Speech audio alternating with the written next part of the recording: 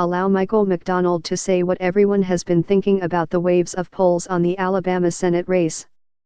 When I look at the polling in Alabama, it's just all over the place, said McDonald, an associate professor at the University of Florida who studies American elections. And so why is that? Why is it that we have arrived at Election Day with absolutely no reason to be surprised at the outcome Tuesday night between Democrat Doug Jones and Republican Roy Moore? Yes, the allegations of sexual misconduct against Moore have thrown the race into chaos. An almost certain Republican victory in perhaps the nation's most Republican state was maybe all but conceded. But in the 33 days since those allegations, repeatedly denied by Moore, were first reported by the Washington Post, polling on the race has veered to whatever extreme you could imagine. And then, the day before the election, a fitting end to the polling unpredictability, 5 polls were released, 2 with Moore leading, 2 with Jones leading, and the tie-breaking poll was, appropriately enough, a tie. What in the Republican red/Democratic donkey is going on?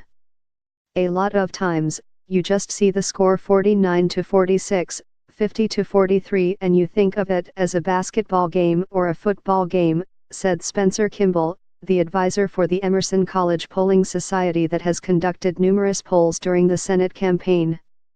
If somebody is winning 14-7, they are winning by 7 points. But in surveys, that's not the case.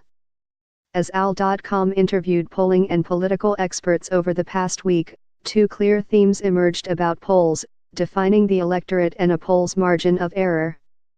Those are the details that go beyond the headline of one candidate leading another candidate by, say, 5 points.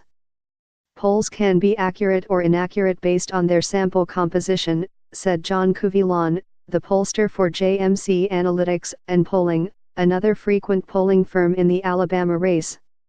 And therein lies the predictive aspect of polling, not forecasting which candidate will win or lose but accurately anticipating who will be going to the polls.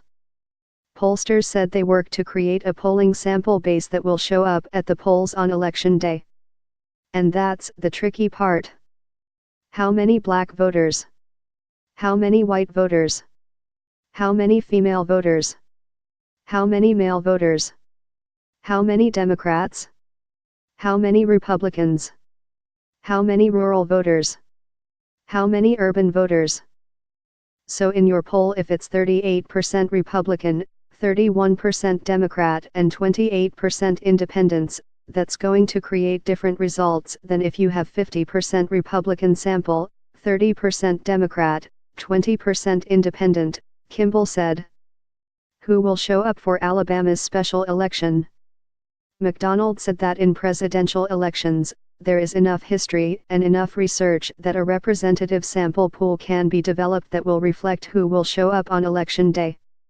But in an Alabama special Senate election, we don't have a lot of past history, he said. We don't know what the electorate is supposed to look like. Black voters are expected to be a key demographic in Tuesday's Senate election. A higher black turnout, conventional wisdom goes, the better for Democrat Jones.